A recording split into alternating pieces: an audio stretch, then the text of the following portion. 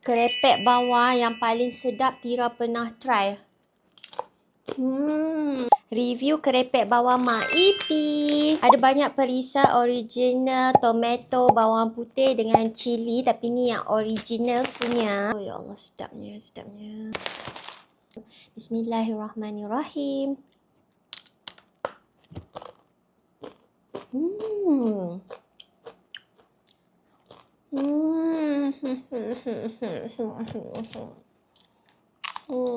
Sedap.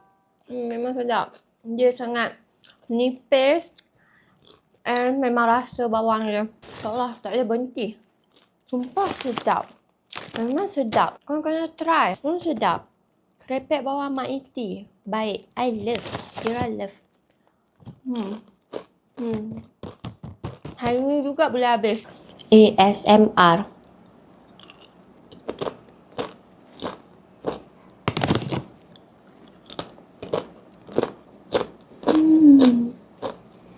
Siapa suka kerepek bawang memang kena try kerepek bawang from Mak Iti.